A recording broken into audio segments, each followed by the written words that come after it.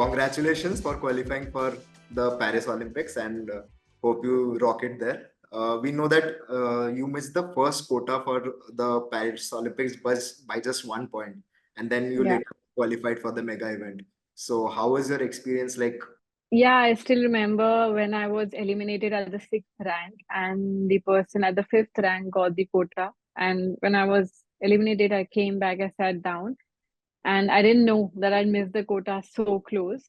But yeah, and as soon as the other girl was eliminated at fifth, and they announced that she had won the quota, there was sudden something went through my body. I was like, I just felt so terrible for some time, and not for some time, for a long time. And I when I saw those finals again on YouTube, I have a screenshot of the face I had, the expressions I had when I was eliminated and I was sitting there. I still have that picture.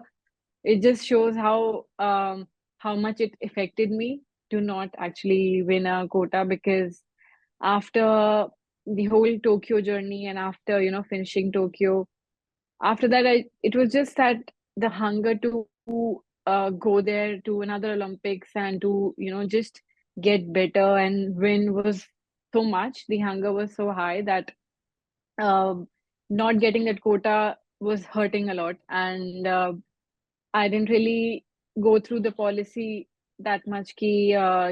Apart from the quota, also there are very high chances to make it to the team by these Olympic trials.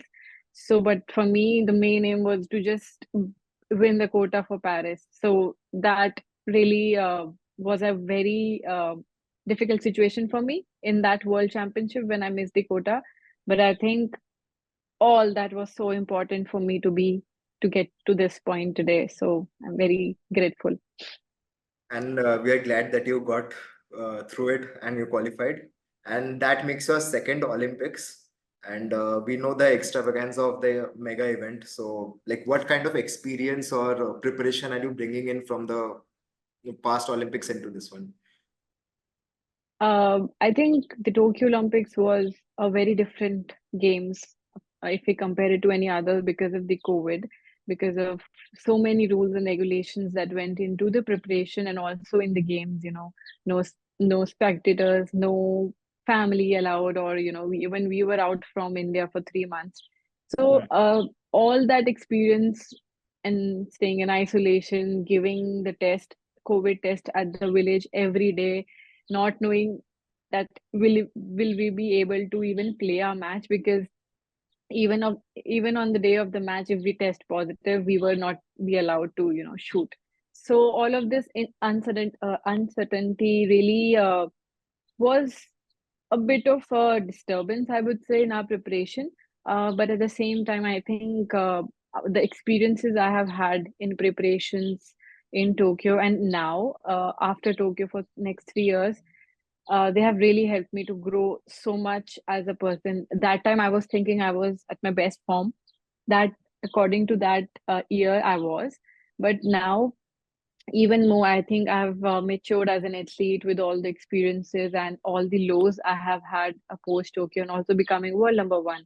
So I think I have all the positive and not so positive experiences that have helped me to grow. And yeah, so I think that experience of shooting there, knew I like knowing this, that I can shoot under pressure. That's what happened in Tokyo, and I was super proud of that. My mental, the physical preparation, I was so happy with how I shot. Think just say, still remember when there was this workshop in Bangalore. We went to this place. There were Abhinav Bindra sir and Suma ma'am for the GoSports selection back in 2011-12. So one question I asked Abhinav Bindra sir was, that you have prepared for this Olympic match and for so many years, how can you even sleep one night prior to that match, right? Were you able to sleep, or how it goes? But I don't remember what he answered, but I now with my experience, I can say that in Tokyo I was able to sleep because I knew the preparations that were done. I was 100% ready. So I was very happy with my preparation and my mindset. So that really made me at ease to sleep at night. And I think I can still say the same about Paris. So yeah, all those experiences have really helped me, and I'm very positive going into Paris and with all the amazing athletes in my team. And we are sure you'll do pretty well this time as well. And talking about the trials, so this was the first time the trials happened for shooting for the Paris qualifications in India. So how Yeah, was your experience with that? Like, how was it? since it worked out well for me, I was very happy that this was the policy this time. Yeah, but I think yeah, it's a good way to check. Like last year, when last time during Tokyo, when I qualified for Tokyo, it was 3 years prior to the games, and then the games were postponed for 1 year. So it was a lot of time to actually hold on to that quota and perform again and again, especially in an event which was not, my main event, but also the people were shooting so good in air rifle. So that was sort of a bit of draining for some time, but the COVID 2022 lockdown really helped us to get back, refresh, and then also start shooting again. Uh, but I think going into these games, these trials have really helped to see who is in the current form. And yeah, I'm happy that I was able to use the last year by not getting selected in the World Championship and the Asian Games in last 2023, and using that year to train on my own and to understand myself, get back to who Anjum Moudgil is. I think that has really helped me to shoot well in these trials and have that confidence to actually pull through all of these competitions and make it to the team. That's actually a very interesting point that from the experiences we have, we change ourselves and improve. And like we know that all the elite athletes, improvement of their game is a big part of the journey. And like, have you made any technical changes to your sport? And like, has it worked out for you? How has it gone? Yes, a lot of changes have gone through in my technique, in my way of seeing the things that are not working well. And I think solo training really helped me because sometimes when you are shooting and there's a coach behind you, you just leave it to the coach to see what's happening and what's not going well. But for me, the other way around helped me. I went to Budapest to train alone, and then I went to Rio to shoot a World Cup without the coaches. I think that really helped me to understand what is required when. And so all that type of understanding and going solo with my shooting was something that helped me. Then when I was not shooting well and I was just putting too much effort into shooting, I was not painting, and that really helped me. And that didn't really help me. But when I found my painting back, my love for painting again, I started painting more, I started shooting alone. It was all coming together, and that's when my shooting was also started working well. So I think just finding the things that work well for me, understanding little mistakes, working on them, then starting my painting again, spending time with the family, doing anything apart from shooting as well. I went for a course in paragliding, all of these things, exploring Anjum, that helped me to gain confidence in getting better technically also in shooting. Yeah. And we know how good of a painter you have. We have one of your paintings at office. But yeah, we know that. I've got better now, actually. Okay, we'd वो like बहुत to see your पुरानी बात. new work, maybe. Yeah. Yes. Uh, we know that shooting is a sport where like every bit of your body, your equipments and environment comes into play. Like we have heard Abhinav Bindra adjust his jaw to like perfect his stance and improve his game. Like how do you as a shooting athlete like cope up with such intricate details of the sport?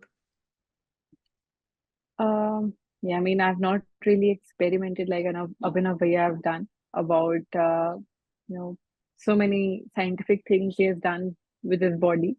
But for me, I think adapting to a change has been very helpful. I'm very accommodating, adapting. I'm very easily, I easily adapt to a new situation or a change. So that has really helped me to get better in shooting. And apart from that, I think just trying out different mental training sessions and activities, some breath work, and things like this, and to experiment something in my technical positions in shooting, I think, and also my physical training has helped me. So not done anything specific or to my body, but everything in terms of physical training, mental training, and technical training that has helped me to be here. And I'm sure all these things will also help me to get better. Yeah, like we you have already spoken about how much the mental presence and how much the importance of mental it is in the sporting, but talking about the physical aspect of it also. Like, do you train yourself differently for it, and is there any particular way you go about it, the physical aspect of the game? I think it's the overall body. Firstly, yeah, mental training, you train your mind in very different ways, in different situations, how you work. But in physical training, firstly, the whole body, you work with your strength, your endurance, your balancing, everything. And then stability is a major factor. But at the same time, there are many shooting specific exercises that we do with some, balancing pads or some endurance training or strength training again. So yeah, we keep doing that, and I think somewhere my physical training really helps me get stronger mentally and gives me a very nice confidence that I want mentally. So for me, it just goes hands in hand with mental training and physical training that really helped me in my technical part. You have had a very illustrious sporting career. What role has your family played in this? Like, we know that your grandfather is an inspiration. What role do they play in your journey? I started my shooting because of my mother, introducing me to NCC and shooting, and then my grandparents basically allowing me and not being too worried about my studies and being supportive throughout my career, and yeah, also having good marks really helped them to, you know, be happy with my shooting, and yeah, but the best thing about my family is they never were bothered if I was not winning, and they are still always happy when I'm winning, and they want to celebrate. But sometimes, me being an introvert, I just tell them to be subtle about the celebrations. But I feel so happy that they're able to have a recognition in India, and and also they smile because of me. They are so happy, and this really helps me, keeps me motivated to do everything that I can do in my sport to make them happy. And I think it's just because of their support, mental support, the family that there is. I think that's just the best blessing I have to keep working hard. Yeah. And we know parents are with us always. Talking about Yes. support, how is the support from the corporate partners and GoSports Foundation helped you and your journey? Like, Yeah, I mean, it's been 12 years. I'm part of this family, and whoever I'm talking to, I'm just so proud to say that I'm from GoSports, and it just feels like I'm like, how do I say? It just feels like I'm being too proud to be a part of something. But I'm so happy that I have this support that I got from GoSports way back when I was not really in seniors, and maybe just winning a couple of medal in juniors, but the belief, the Go Sports Foundation and all the partners, I'm now with Aditya Birla Capital, and also the support they show to the athletes. It's something that keeps us moving forward. And there's so much expenditure also in our sport. We have to travel. We have so many very expensive equipment that we need to buy, and then there are certain competitions we need to play, and there are different types of sports science stuff we need to try. We need to work with the physios, there are mental trainers, there are nutritionists. So I think all these funding that we get from Go Sports, and apart from that, there are so many other things. There are so many events that we attend, and all the workshops that we might not be able to get anywhere else. All the knowledge that we get there, I think all together these really things help us in our journey. And but the best of it is, you know, being part of GoSports and with all the partners supporting us. If we have a down phase, they're, you know, they're motivating us to get back. I think that's the best part, and I can't really thank enough ever Go Sports to be there always. Financial part is different, but apart from that, you know, they knowing that there is this team who's there with us throughout and it's been there with all the ups and downs in my career the last 12 years. I think it's just another level of satisfaction that we know is there at the back of the mind, and that's what Go Sports is for me. Yeah. Thank you, and I'm sure that it'll continue for many years to come. One question is that we have seen the increase in number of shooters in India over the past few years, and we've seen that local leagues are emerging overall in the globe. Like, and you have also taken part in the European local leagues in shooting. So, like, what do you feel? Do you feel the need of local leagues in India, and what's the importance of them? I think, yeah, local leagues might help people to understand this sport a bit more. And if it's, you know, telecast in a way that they can show somewhere what's going in our minds when we are shooting, because that would be the interesting, that's the most interesting part about shooting.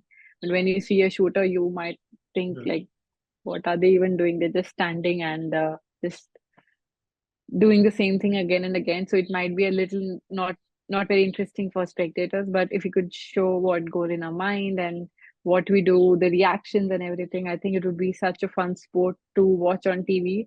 And for sure, there will be so much recognition for our sport because that is still missing for shooting. And I would say, yeah, I think there were so many kids and so many youngsters who can take up this sport, try this, because what I have got in my life because of shooting is the control I have on my mind and body. I think once you have that, there's anything you can do in your life. So I think this sport being telecasted, having different leagues, you know, people coming in from not only shooters or athletes, but also they can be events for corporates, for different school level kids.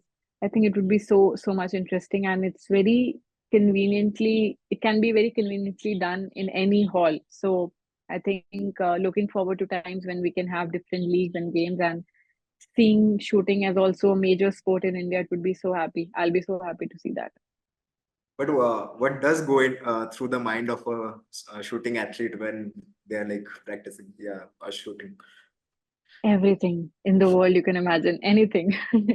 it's it's like we're just shooting a shot. We might seem so calm, but sometimes we're thinking about उसने मुझे ये कहा, or maybe like, okay, I have to go back and do this. Oh my God, I have to send these bills to go sports, or maybe shit, I should have had this for dinner, or maybe we can have this. I mean, these all things are there, but apart from that, also when we have that good control, it's all about feeling every muscle of your body and you know, understanding how to counter think those thoughts. I mean, how to counter the thoughts we are having and focus on the technique and the balance and just feeling all the muscles and then pulling the trigger. I think that's the control we show when we have different thoughts in our mind, and all, and especially the breath work we do and the breathing, focusing on that. I think that's all we do during a short release.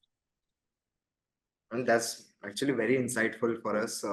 We got to know you as a athlete, and here are some questions to know you as a person. So, knowing that you are a foodie, what would be one dish you would like to binge on in Paris?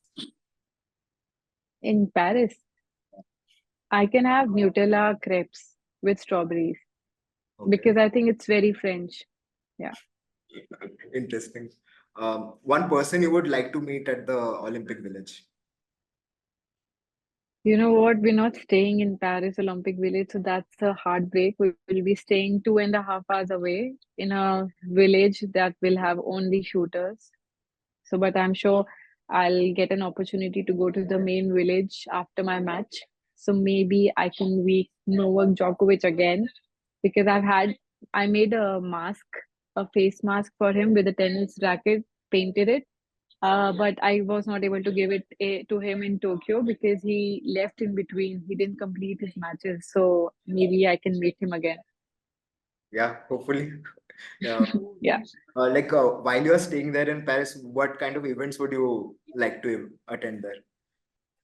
Any special Uh, like I to? think I can go to a athletic stadium and watch as many events as possible because there are many events happening together, I think. And of course, watching Neeraj would be another thing. Chirag and Satvik would be so much fun to watch them there. Yeah, just a couple of them if we get time post our matches. We know you love painting, going on adventures and long drives. Any recent adventure you had which you would want to talk about? So after my first set of Olympic trials in Delhi, then we had the next Olympic trials in Bhopal from 14th of 5th May, I think. And so between those 15 days, I knew I was exhausted because of the first set of trials.